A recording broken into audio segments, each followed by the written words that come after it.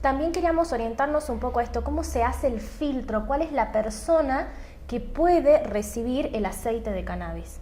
Bueno, la primera parte del trabajo de la reglamentación de la ley incluyó consultas y reuniones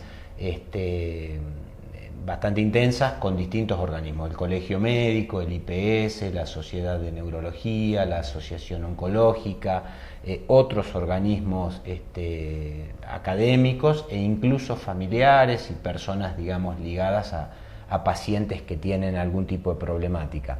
Se hizo ese trabajo para establecer cuáles son las patologías para las que se podría empezar a administrar o aplicar este producto.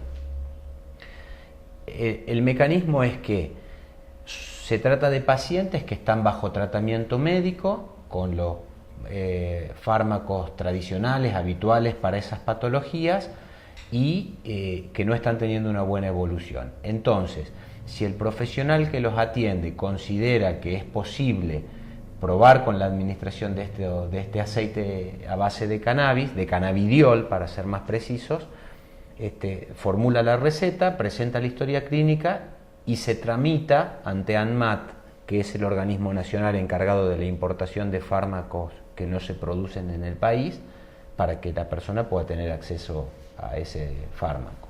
Bueno, en Salta ya se han entregado, inclusive hemos estado contando las historias de estas familias que, bueno, participaron incluso desde que el proyecto ingresó a la Cámara de Diputados. ¿Usted tiene conocimiento de cuántos han sido los beneficiarios hasta el momento?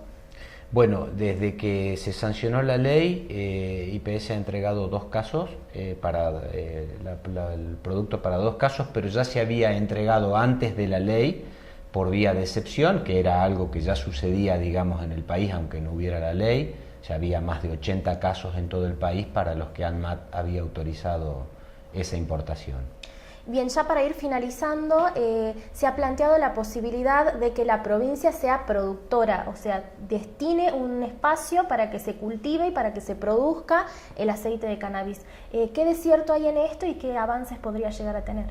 Bueno, va a avanzar. Es cierto que autoridades del Ministerio de Salud Pública ya vienen trabajando también con la Universidad Nacional de Salta, la Facultad de Ciencias Naturales, con el INTA, con estudios de factibilidad para que pueda haber cultivos producidos por el INTA en condiciones rigurosas, digamos, para la calidad de esa planta, y para que después pueda ser producido el aceite a través de los laboratorios provinciales.